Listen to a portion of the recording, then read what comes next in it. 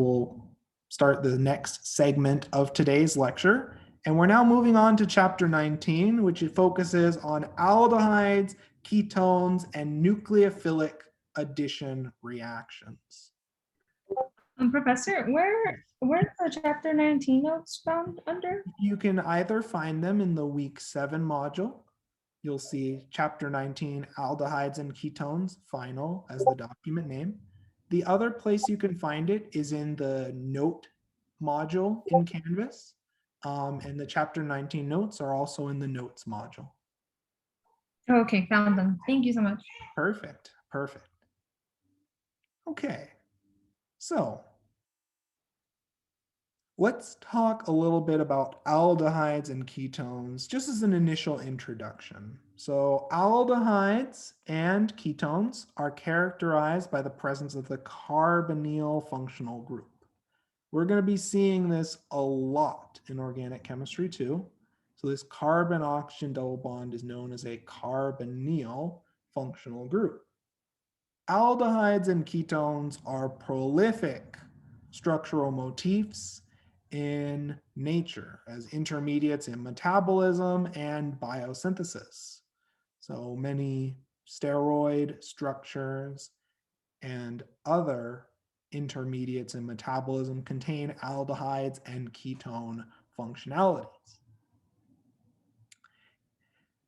Much of organic chemistry involves the chemistry of carbonyl compounds, and carbonyl functionalities are really the centerpiece of useful methods to form carbon-carbon bonds with stereo control and regio control. So it's really important that we understand the reactivity and characteristic of aldehydes and ketones so we can begin to leverage these reactions in practical synthesis. Okay, so as with any functionality, it's important that we understand how to name these compounds. So for naming aldehydes and ketones, so one thing I'd like you to note, in terms of priority, aldehydes greater than ketones, which are in turn greater than alcohols and thiols, which are in turn greater than alkenes. And then you have your halogens, your sulfides, and your alkyl groups. So this is our revised priority list in terms of which substituent is named as the quote unquote main functional group and which substituent is assigned the lowest locant number. Aldehydes and ketones will dominate our discussion and will dominate the naming rules and numbering for these compounds. So to name an aldehyde or a ketone, you name the longest parent chain, and the parent chain must contain the aldehyde or ketone group. You name and number each substituent, and there's a special rule for aldehydes in that the aldehyde carbon is numbered as carbon 1 always. You'll see why in a moment. Because an aldehyde by definition is terminal, it will always get locant number 1. Aldehydes are named by replacing the terminal E of the corresponding alkane name with the -al suffix. If the aldehyde is attached to a ring, use the suffix carbaldehyde. Okay, so here are some examples. So we have a 2-carbon chain, so ethane, but because we have an aldehyde rather than ethane, it turns into ethanol. Does everyone see the change in suffix to denote the fact that we have an aldehyde? Does that make sense to everyone?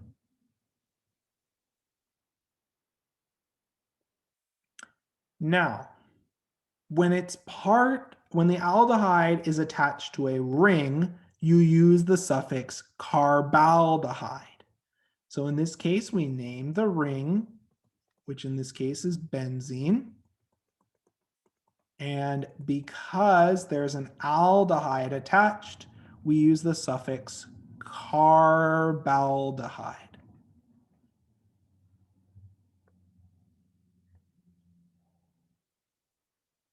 Does this convention make sense for aldehydes attached to a ring?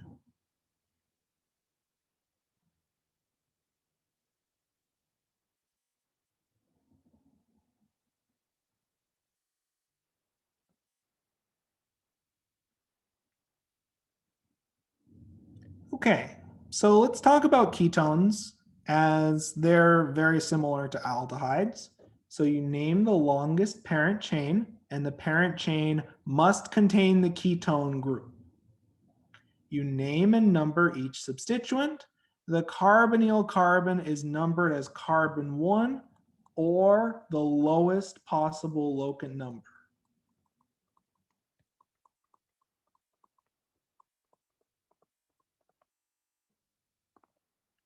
Ketones are named by replacing the terminal E of the alkane name with the "-one" suffix. So let's look at some examples. In this case, we would name this 6-carbon chain with a carbonyl or a ketone at the 3 position as hexane 3-one, with the "-one" suffix denoting that we have a ketone. Now, there is some split between the old IUPAC naming conventions and the new revised IUPAC naming conventions. For the purposes of this class, I would like you to use the new revised IUPAC conventions. To show what happens when we have other functional groups, recall that ketones are one of the highest priority functional groups that we've encountered so far outside of aldehydes. And as a result, we assign the lowest possible locant number to our ketone carbonyl carbon. So we name this compound as hex 4-ene, with the ene denoting we have an alkene at carbon 4, 2-one, with the 2-one signifying that we have a carbonyl, more specifically a ketone at carbon 2. Does this naming convention make sense to everyone? Any questions?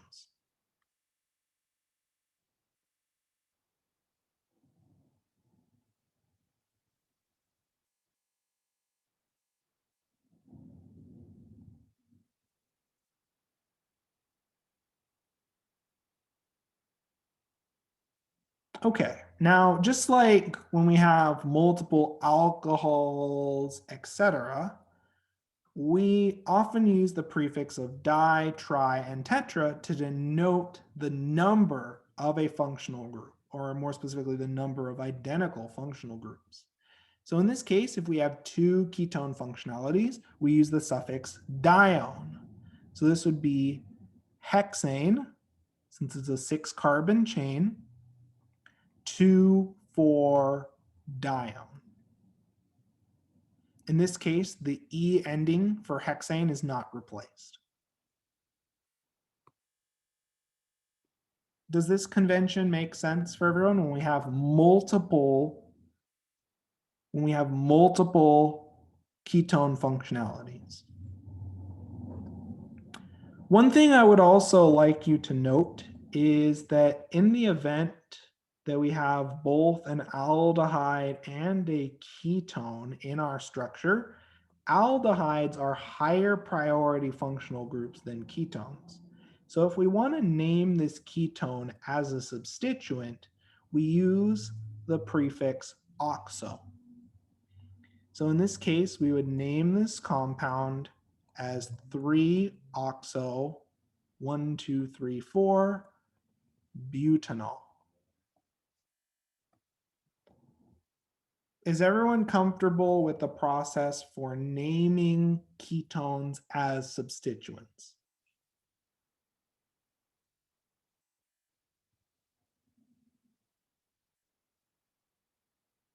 So we use the oxo when we have an aldehyde connected to the ketone. So oxo is used when you're naming a ketone like a substituent. This only will come up when you typically have an aldehyde, carboxylic acid, or another higher priority functional group. So just like we named, for example, alcohols as substituents, we call them hydroxyl groups, right? By the same analogy, a ketone as a substituent is called an oxo functionality. Does that make sense? Yes. Perfect. So, one thing to note, IUPAC retains some well-used but unsystematic names for a few ketones. So acetone, acetophenone, benzophenone. You can use these common names, and they're often more appropriate for structures where the IUPAC name would be quite convoluted.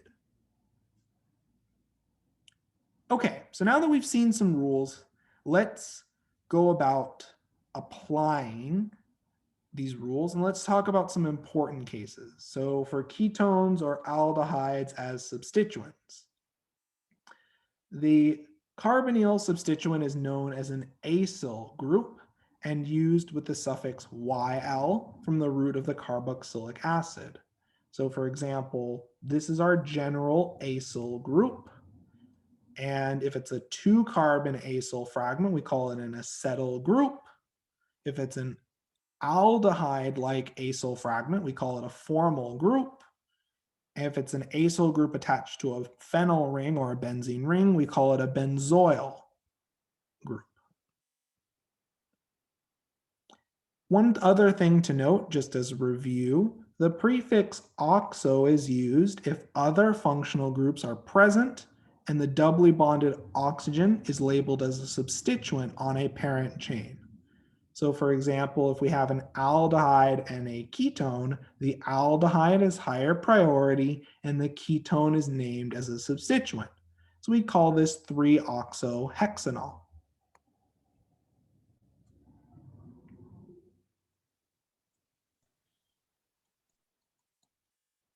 Does this idea make sense to everyone?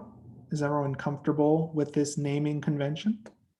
So for the benzoyl, Yes. like in what case would that be a substituent? So this primarily comes up when you're talking about acyl derivatives. We'll talk about this more in the context when we see carboxylic acids and hydrides, amides, or more complicated structures where there's a high priority group, but and we'd have to name this ketone or aldehyde as a substituent. Other places where this comes up is when you're talking about these functionalities or functional motifs in your molecule. You can say, oh, this acetyl group was installed via this reaction. So it's a general way to describe this functional motif that's more specific than just saying, here is a ketone. Does that answer your question? Yes, thank you. Perfect.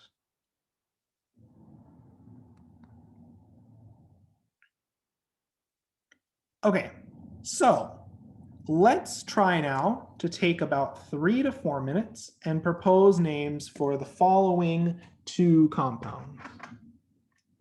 So let's take about 3 to 4 minutes. Let's look at the following structures and let's try to propose some viable names for these 2 compounds. And don't be shy to share your responses in the chat, verbally, or annotated on the class whiteboard. And if there are any questions that I can address, don't be shy to type them in the chat or ask them verbally. And I'd be happy to clarify and provide additional information to help you navigate this problem. So let's start trying to name these compounds. And I'd like to see some proposed names for each of these 2 compounds. shared in the chat or verbally.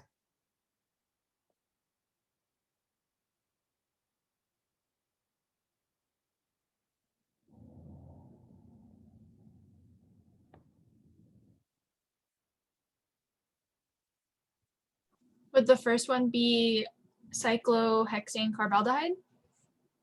So let's talk through this. So first we have an aldehyde functionality, but it's attached to a ring. So the student proposed name was cyclohexane, naming our ring, and then using the suffix of carbaldehyde to note the aldehyde substituent. Yep, exactly right. So this would be named as cyclohexane carbaldehyde. Perfect, perfect. So let's try to name this second compound, and I'd like you just to remember the rules for choosing the longest chain. You try to choose the longest chain with your ketone, aldehyde, or other high priority substituent, and in the event of a tie, the most branched or most substituted chain is preferred.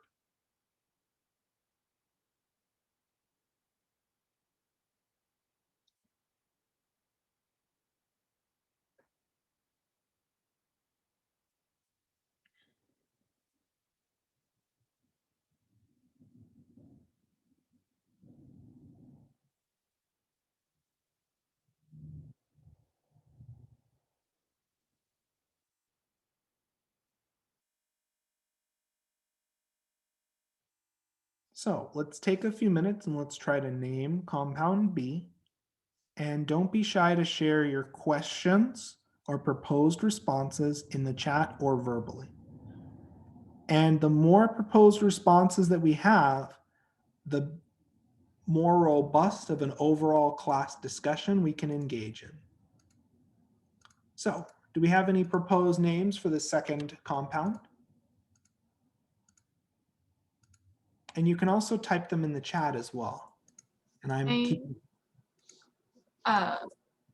thinking 3-ethyl 4-methyl hex-2-one, or sorry, pent-2-one, or pentan-2-one. Pentan-2-one. Okay, perfect. I actually see multiple students in the chat also sharing those proposed names in the chat, so there's pretty good class consensus. So the numbering convention that the students used is as follows. So we numbered down the most branched chain, making sure to assign our ketone the lowest locant number. So as a result, we have an ethyl at the 3 position, a methyl at the 4 position. Ethyl goes first because it's first alphabetically. So we have 3-ethyl, 4-methyl, pent because we have a 5-carbon chain, and then 2-one because we have a ketone, carbonyl, at the 2 position. So another name that I also see is 3-isopropyl pentan-2-one. And one thing to note is when you're choosing your parent chain, you want to choose the longest, most branched chain. So even though this isopropyl group was named correctly, you'd have to count down the more branched chain. Does that answer the question in the chat? Wait, what do you mean most branched? Because aren't both of the chains 5 carbons? Yes, but looking at each of these 2 chains, so looking at this bottom ethyl group and the parent chain that we chose, which of these 2 chains has the most substituents off of the parent chain? Which of these chains has the most branching? So just comparing these 2 side by side. Oh, so the first one then. Yep, exactly. Because it has this branching methyl, it's the most branched side chain. So we count down the most branched chain if there is a tie in carbon count. So since both of these 2 chains are 5 carbons, we choose the most branched 5-carbon chain as part of naming. Does that make sense? Okay, so the name with isopropyl, that would be counting the 5 carbons, which would only have 2 substituents, but the first Yeah. one would have 3. Yes. Okay, I see. And it stems from the fact that this quote unquote ethyl side chain has a methyl on it. And because this methyl makes this top chain more branched, we count down the top chain. Does that make sense? Yes, thank you. Perfect. And this only comes up when the 2 branching chains are of equal chain length. Otherwise, the carbon count takes precedence. Does this example make sense to everyone? The student responses in the chat were perfectly reasonable. I just wanted to make that second point very clear because it often comes up on the ACS. Any other questions on these first 2 examples?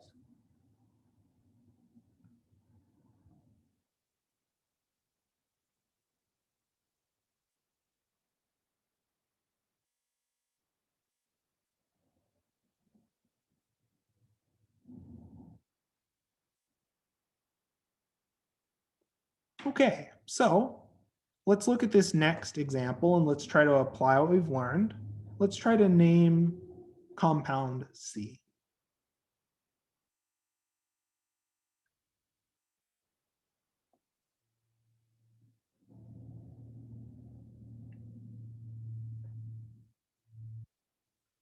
So let's take a few minutes and let's try to propose a name for compound C.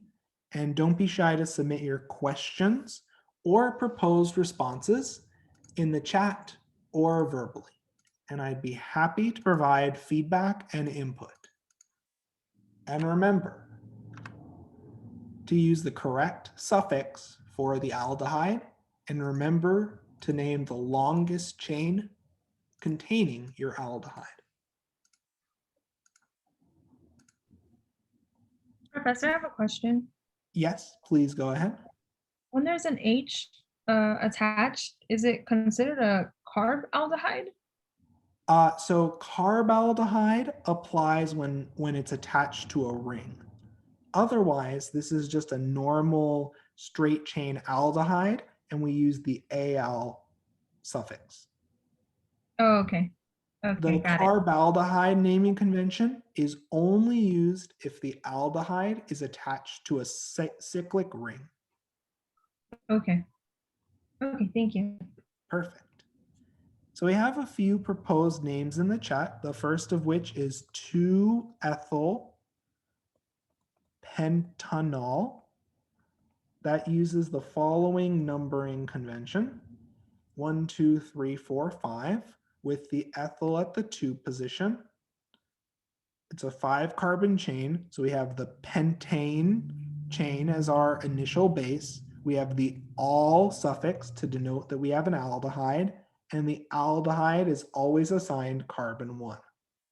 So 2-ethyl pentanol is a perfectly reasonable name for this compound. Does this make sense?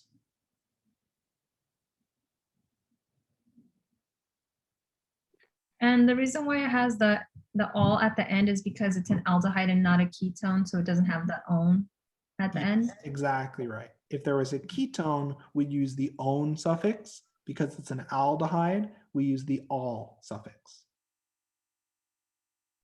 Professor, I have one quick question. Yes, please go ahead.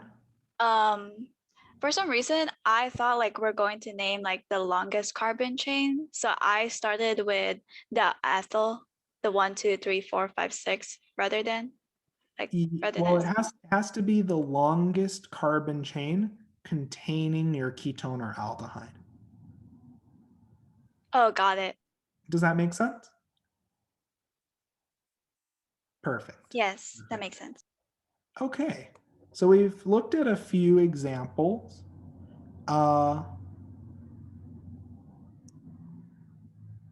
So it's just a general convention that we name the longest chain containing the aldehyde with the most branching. And it's just to prevent ambiguity. That rule is given just as a convention to make the naming process less ambiguous.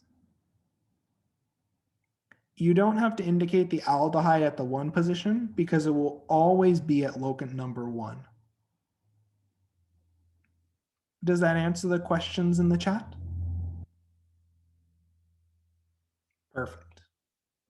So let's keep going now and let's try to apply what we've learned and let's name some slightly more complicated compounds. So in this case, we're dealing with structures containing ketone functionalities and other functional groups.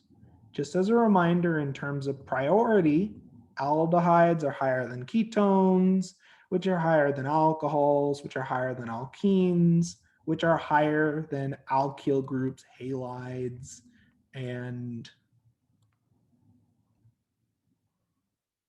sulfides. So let's take a few moments and let's try to name compounds A and B following the IUPAC nomenclature rules. And remember, this is really important. IUPAC names must account for stereochemistry. So let's take a few moments and let's take about 4 to 5 minutes and let's try to name these 2 compounds. And don't be shy to share your proposed responses in the chat or verbally.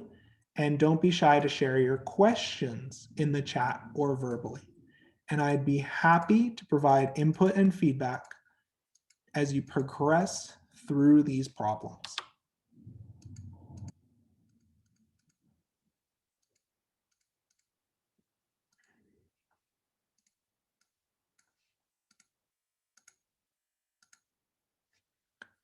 So, don't be shy to share your proposed names for these compounds in the chat or verbally. And if there are any questions I can address, don't be shy to let me know.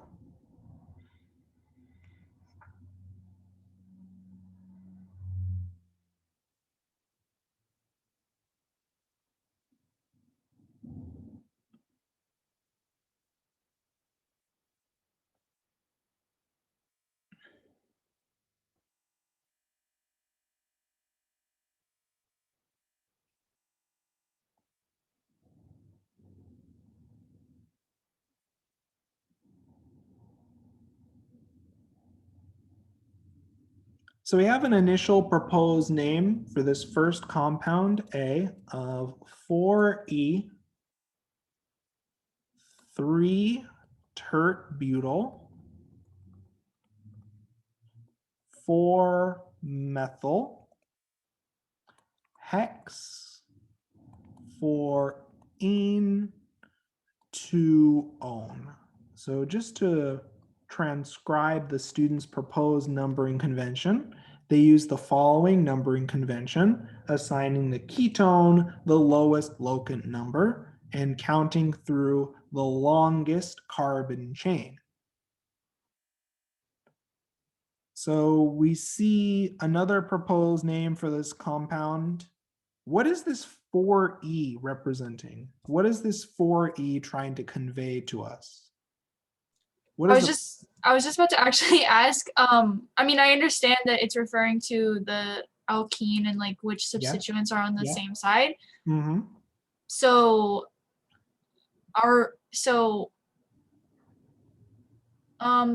So let's look at priority. So first, the methyl is the highest priority group, right? Methyl is higher priority than hydrogen, right? And this branched chain is higher priority than a methyl group, right?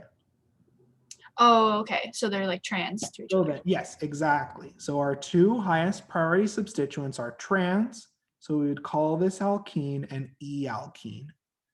It's really important when you view a structure, if there are any stereocenters, such as alkenes with the defined geometry or stereocenters with a defined configuration, you need to note that as part of the name using the locant number and the configuration.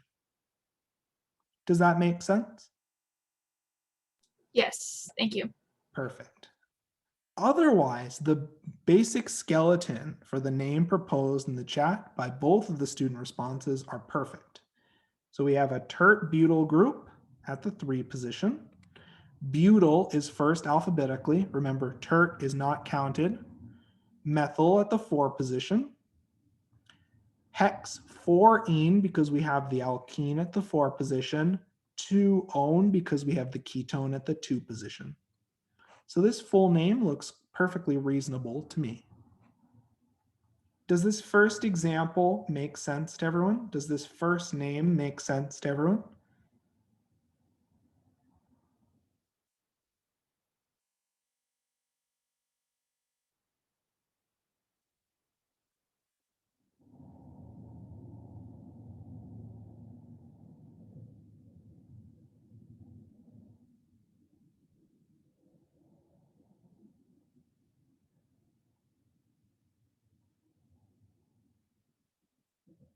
Okay, so let's now direct our attention to example B and example C. Let's take another 4 minutes and let's try to name these 2 compounds, remembering that we have to note the configuration at each stereocenter.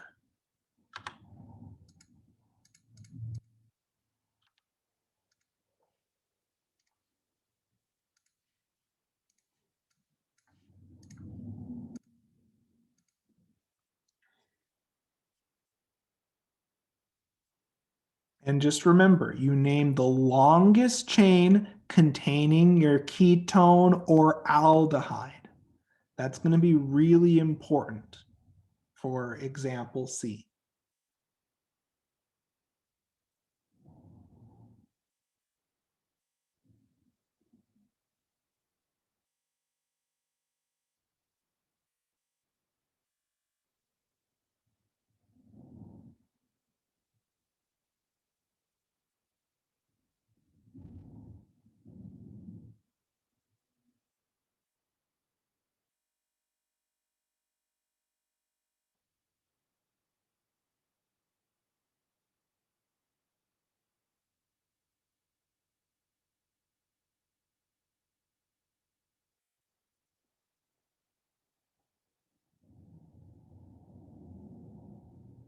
So, do we have any questions or proposed names for any of these 2 structures that you'd like to share in the chat or verbally?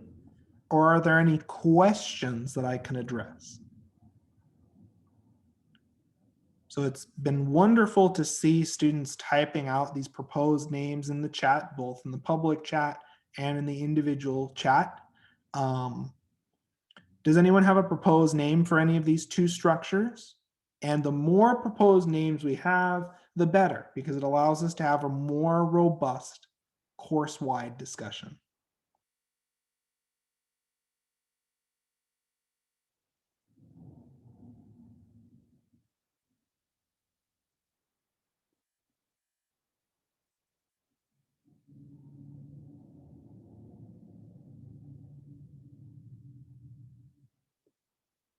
Or is there a question that I can address?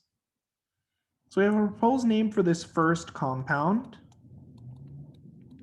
of 3R, 3R, 4R, 4-chloro, 3-hydroxyl, pentanol. So to unpack a little bit of what's going on here, let's look at the locant number assignments. So the student assigned the stereocenter at carbon 3 as R. So the alcohol's priority 1, the carbon attached to the chlorines priority 2, the carbon with 2 hydrogens is priority 3. So tracing, this is an R stereocenter. Let's repeat this process with our second stereocenter. Chlorine is priority 1. The alkyl chain attached to the alcohol is priority 2. A methyl's priority 3. So tracing, that gives us an R stereocenter. Okay, so the stereochemistries look reasonable to me. What does the class think about the rest of this name? Do you agree? Do you disagree? Are there any parts you would change or modify? what does the rest of the class think? Do you have another name that you'd like to add to our proposed names for this compound? So we see some pretty significant class consensus. And yes, this proposed name is perfectly reasonable.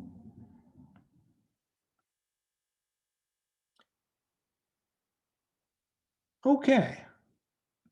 So let's try to name compound C now, remembering that we named the longest chain containing the ketone or aldehyde.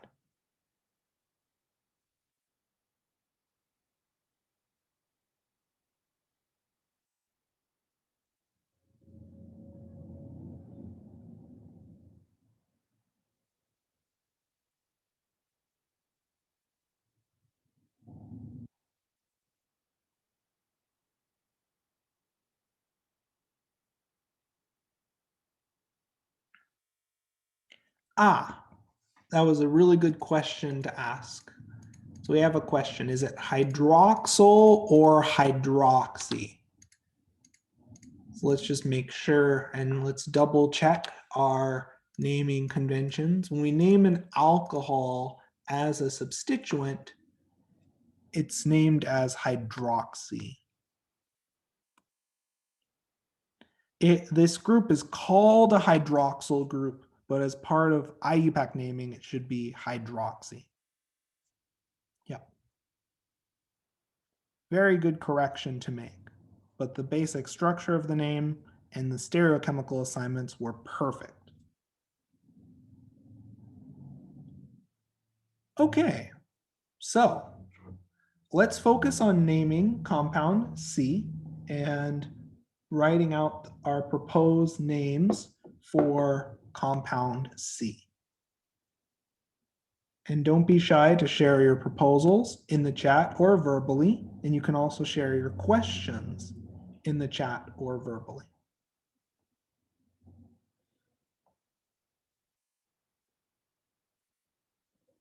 So, do we have any proposed names for compound C?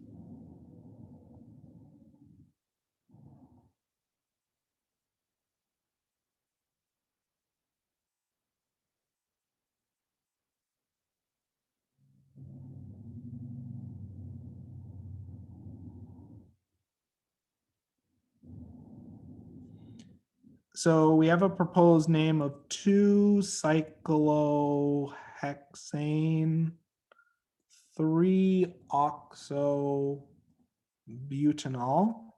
And that name is almost perfect. However, when we're naming this group as a substituent, is it cyclohexane or is there another suffix?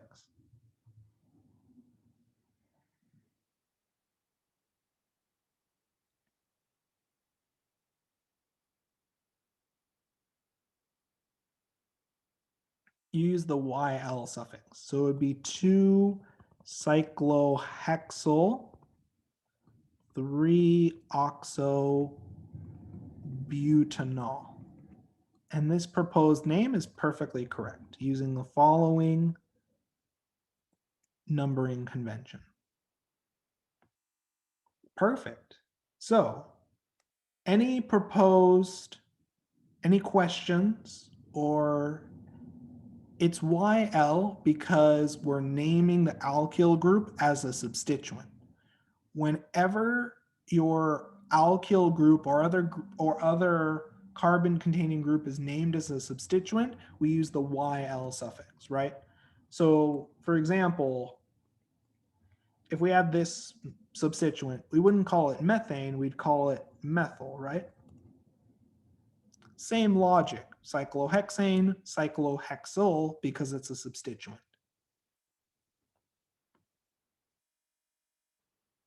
Perfect.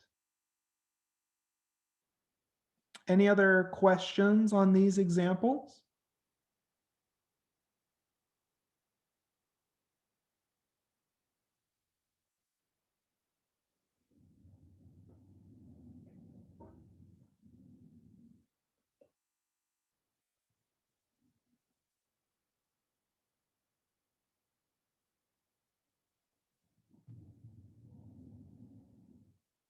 Okay.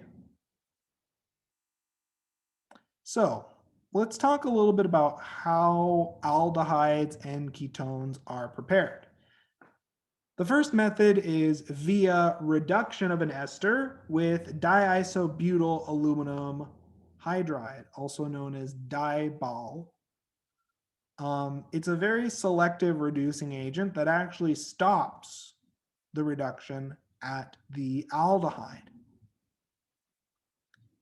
The other method, so just to give just a brief mechanism, the diisobutyl aluminum hydride is a hydride donor. It attacks your electrophilic carbonyl carbon. That in turn generates a tetrahedral intermediate. And then from there, we kick out our leaving group, and the only viable leaving group is the alkoxy leaving group. We can't kick out an alkyl anion or hydride. Those are really terrible leaving groups. You don't see an SN2 reaction where you kick out hydride or an alkyl group. Same logic for carbonyl substitutions. The reason why diisobutyl aluminum hydride stops at the aldehyde is because it's a very hindered substrate and its activation is partially dependent on coordinating to the ester oxygens, both in the carbonyl and the ester alkoxy group. Does this make sense to everyone? Does this mechanism look familiar? Very similar to the first step of a LiH reduction or lithium aluminum hydride reduction, right?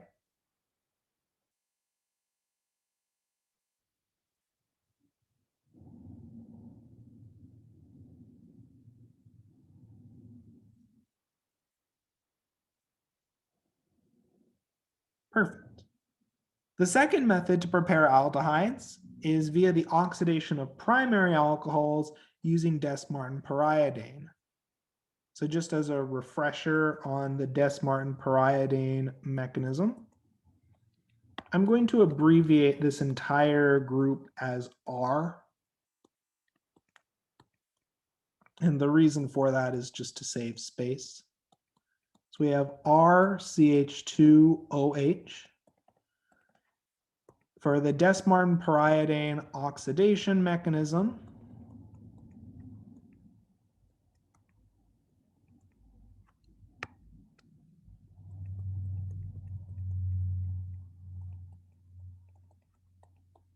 for our first step, our alcohol is going to attack and displace an acetyl group.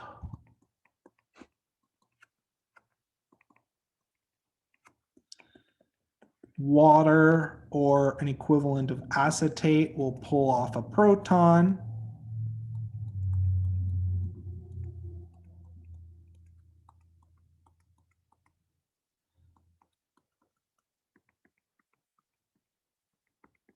This is also covered, I believe, in the chapter 17 note set as well. I'm just showing it again for completeness. Now that we have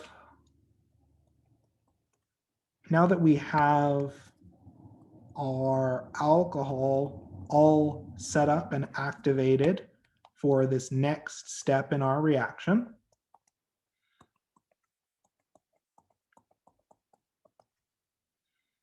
so for our next step, what's going to happen is we are going to abstract an equivalent of hydride that's going to form a carbon-oxygen double bond, and in turn, we're going to reduce our iodine from iodine 5 to iodine 3. That generates our desired aldehyde product. Does this mechanism make sense to everyone?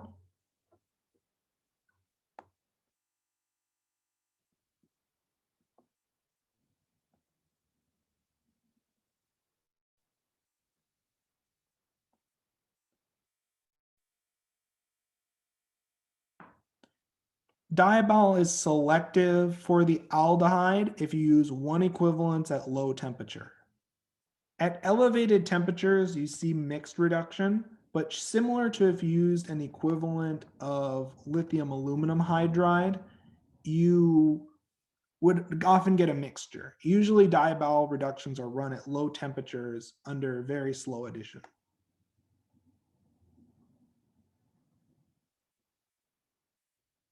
Any other questions on these two methods to prepare aldehydes?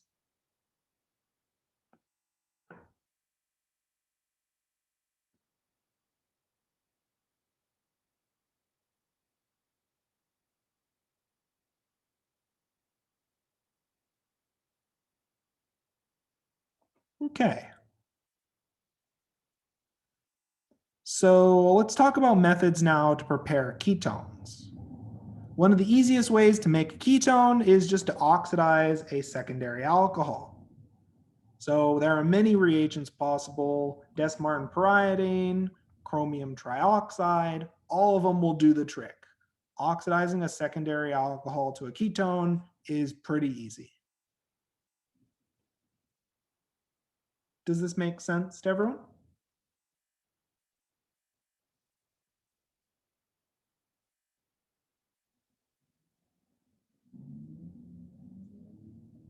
Okay, so let's keep going now. One other way to make ketones and aldehydes is via ozonolysis. This is covered in the chapter 7 and chapter 8 notes that we talked about earlier in Chem 112, the precursor class to Chem 113, and the review notes are available on Canvas. Anyway, ozonolysis of alkenes can yield ketones if one of the unsaturated carbon atoms is disubstituted.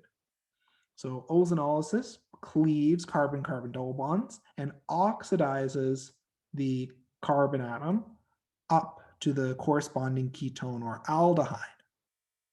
Further, aldehydes can be generated from monosubstituted alkenes if a reductive workup is used, such as with dimethyl sulfide. So to talk a little bit about the mechanism for this reaction, so suppose you have a generic alkene and you treat it with ozone. So the first step in the process is that ozone adds to the alkene. Whoops, wrong direction for the arrows considering polarity. Okay, perfect. From there, we get this first intermediate that readily rearranges.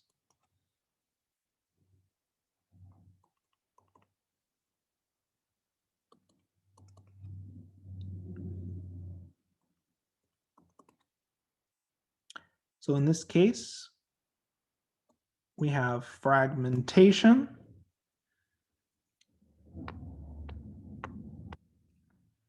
Like so.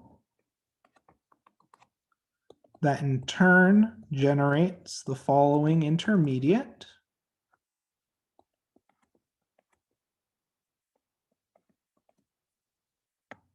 I'm going to draw this in a more reasonable way for us to continue on with this mechanism. Okay, from there we have an attack and subsequent cyclization, and this gives us what's known as a molozonide, which is the principal reasonably isolable species that you can get from ozonolysis. Of course, no one will actually isolate the molozonide because it's explosive, and that's why you have to do some workup in ozonolysis, be it oxidative or reductive. An ozonolysis reaction doesn't give a useful product unless you work it up. Okay, so from here, if you treat with dimethyl sulfide, as in your reductive workup, so dimethyl sulfide attacks one of your electrophilic oxygen atoms. We break our we break our oxygen-oxygen bond and our carbon-oxygen bond. That in turn gives us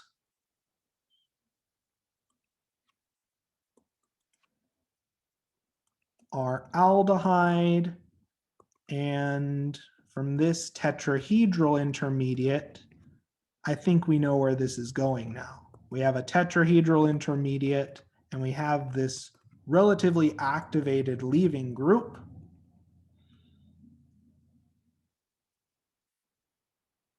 So from there, we'll just kick down our oxygen lone pair, and that in turn generates our desired ketone. So we get an aldehyde, we get a ketone, and we have dimethyl sulfoxide.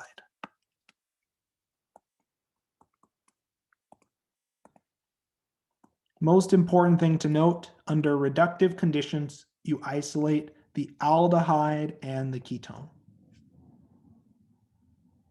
Does this make sense to everyone?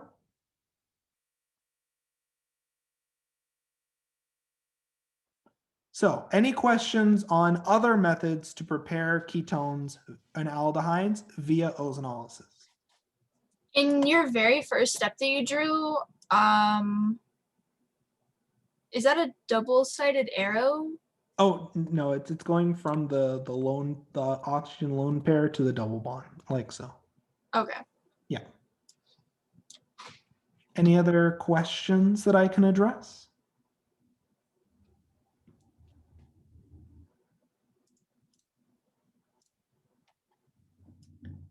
Okay, so let's keep going now, and let's talk about methods to prepare more complicated ketones.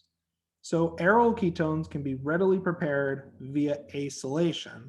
The Friedelcrafts Isolation is a wonderful method to prepare aryl ketones. Very useful, very robust. The only downside is it only works if you have an activated or neutral ring. And again, just to show the mechanism for that. So you have your acyl chloride, aluminum trichloride coordinates your acyl chloride, allows you to kick out chloride as a leaving group. We have our aromatic ring and our activated acylium ion. Our aromatic ring attacks the acylium ion.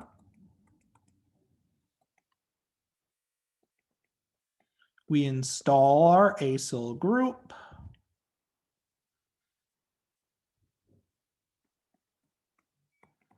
And then chloride is going to remove our proton to promote elimination, and that regenerates our aromatic ring.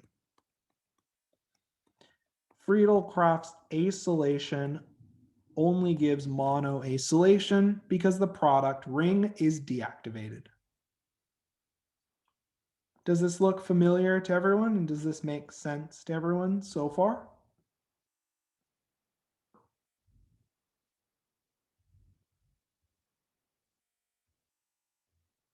Okay, so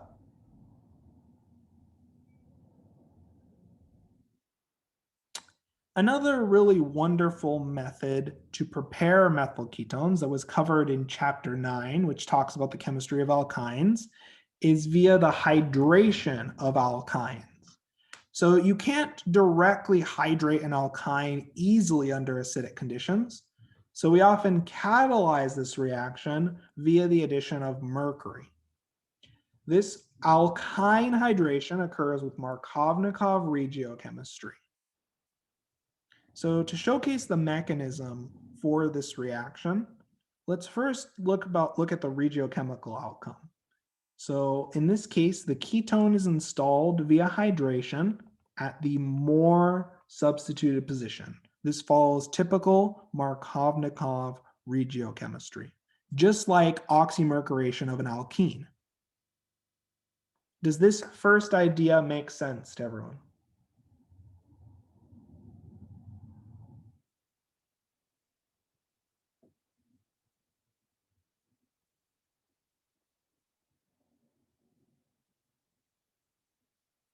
Okay, so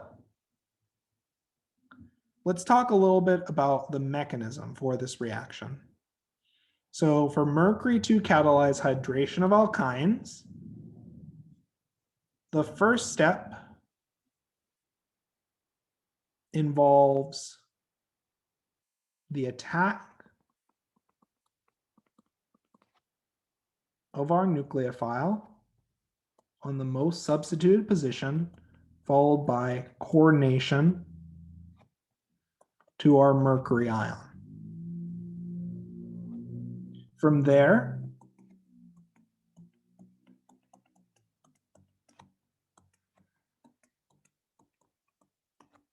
we make this alkyl mercury species. And then from there, we can have a series of proton transfers.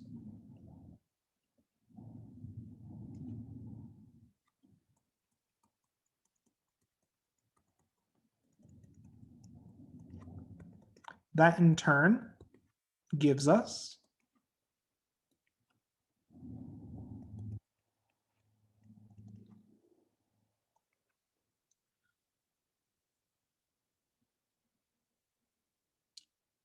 let me draw this arrow a little more descriptively.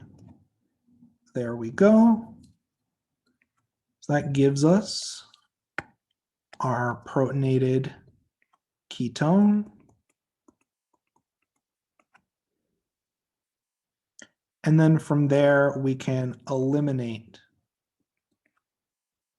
our alkyl mercury bond, our carbon mercury bond to make our enol. From there, the enol can just readily tautomerize via a proton transfer process.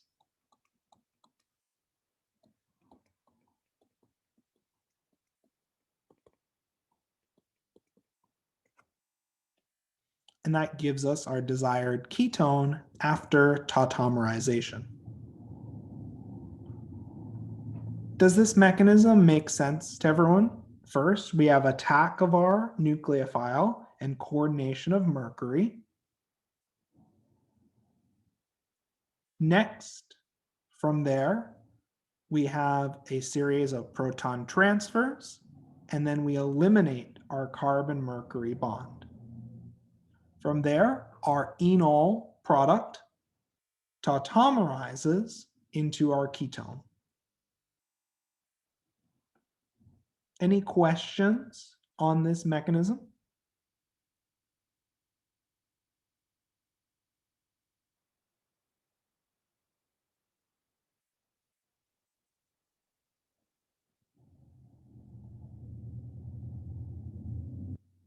Okay, so to talk a little bit about regiochemistry, reaction of internal alkynes yields a mixture of ketones, so it's not as synthetically useful.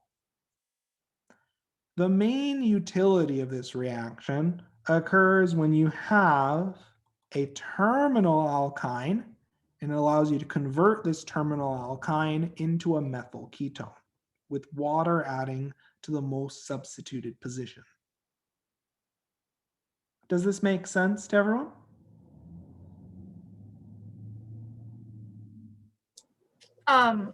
When you said that it yields a mixture of ketones, is that like if those two R groups were different, then the products would be like?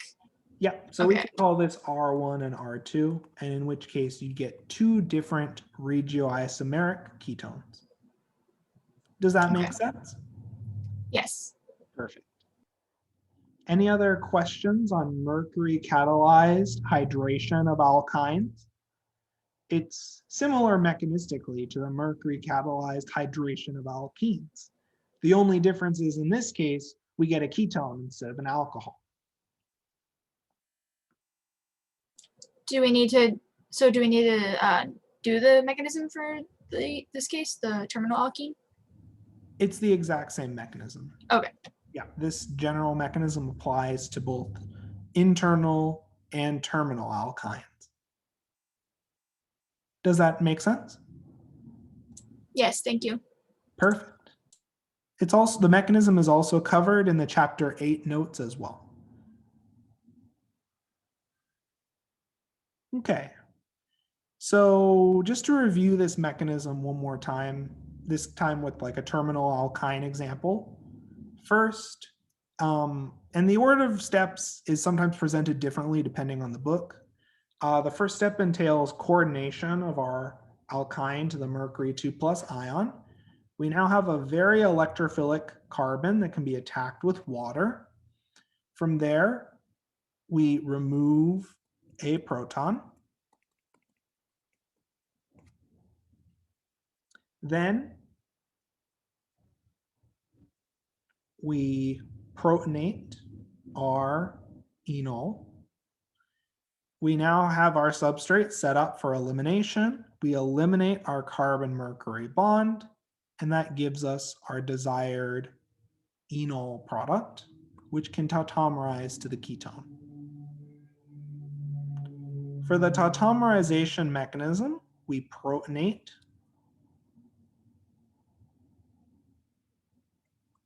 our enol, and then from there we deprotonate this ketone intermediate. That gives us our desired methyl ketone. Does this mechanistic sequence make sense to everyone?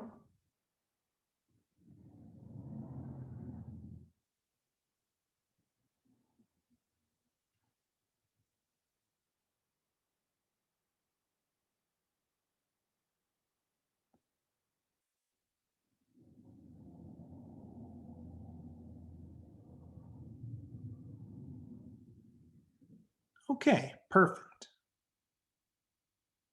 So just as a refresher, keto-enol tautomerism is a very common feature of any carbonyl functional group.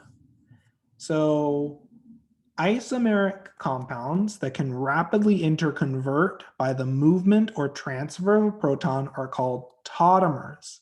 And this phenomena of interconversion between these two tautomers is called tautomerism.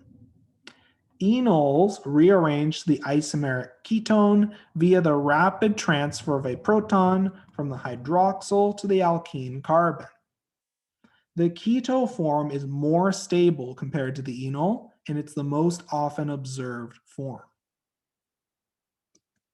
We've seen a lot of tautomerization mechanisms in many of our earlier examples.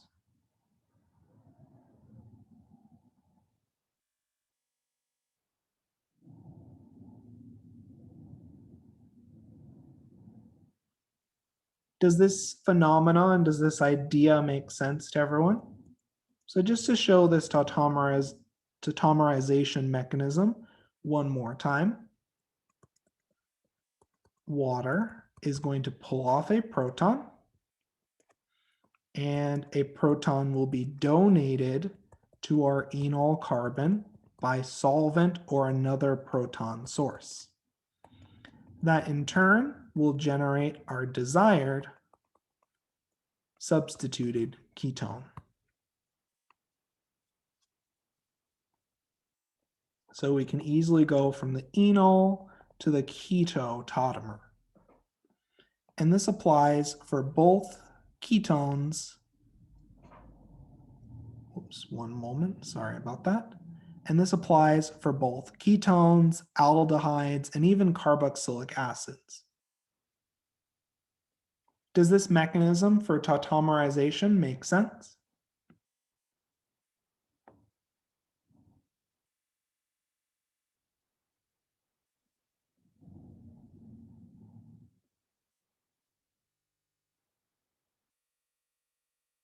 So the enol is a vanillic alcohol, or Yes, you can view it as a vanillic alcohol, but it's very different than like a vinyl chloride in that the enol reacts very similar and has properties very similar to that of a ketone in terms of structure and reactivity.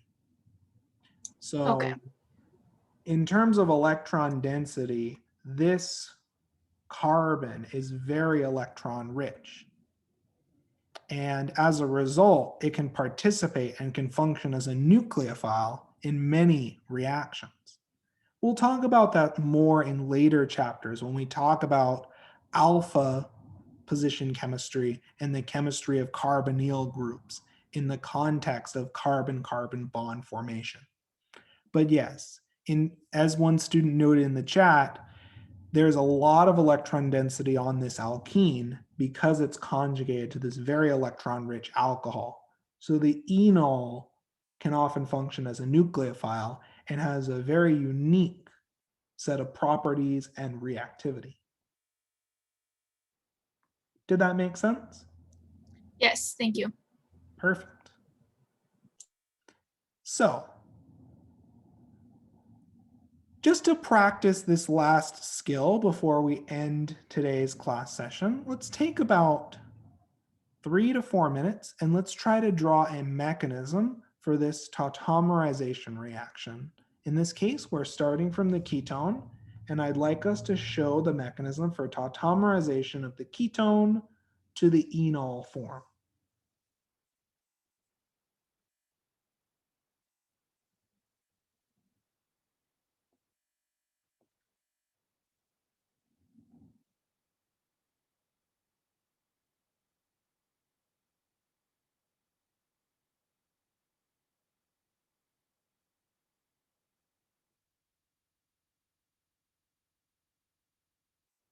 So let's take a few minutes, and then I'd like students to share their responses as a photo of their written work in the chat, or if you could directly annotate the mechanism for this reaction on the class whiteboard using the Zoom Annotate tool.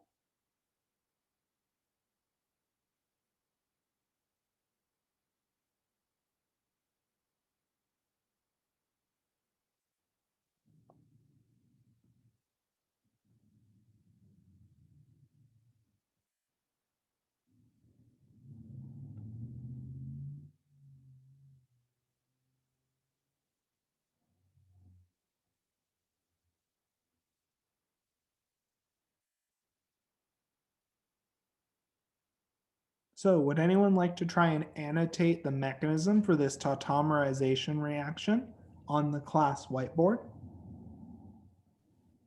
Can we start from the enol side, or does it have to be- You'd start from the ketone side. Okay. Mhm.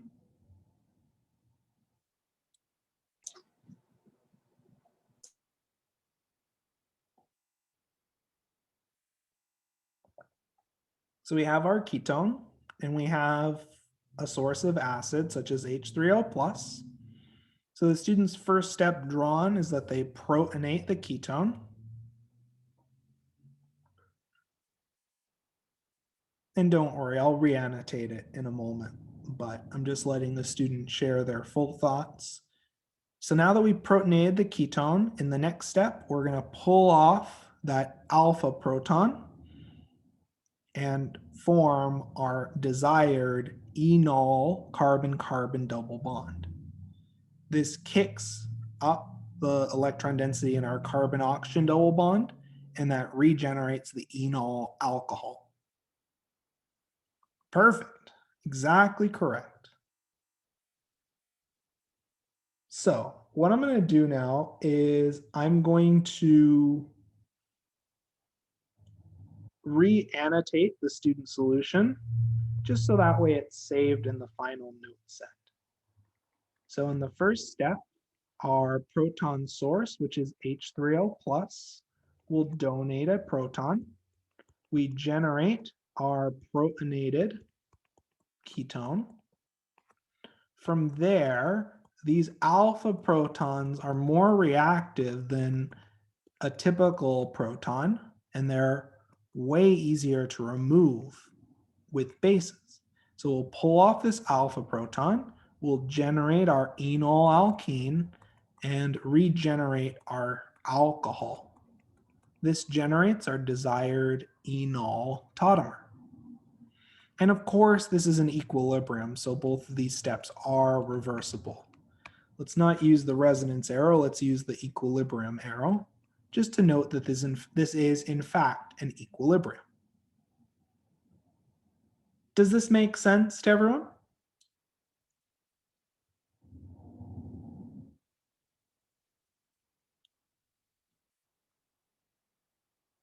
Could you go over the alpha proton thing again? So the alpha proton, or the protons adjacent to any carbonyl, are substantially more acidic than usual.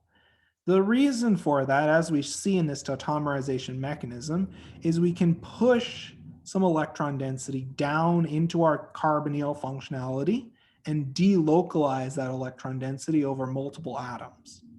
So as a result, it's relatively easy to remove these alpha protons because you have both a inductive withdrawing group and a resonance withdrawing group that can stabilize any negative charge on these alpha positions.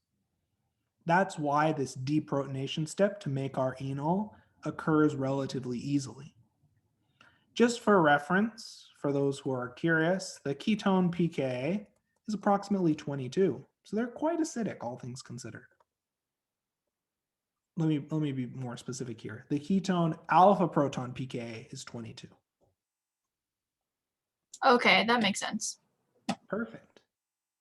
Any other last minute questions from today's lecture before we archive today's recording?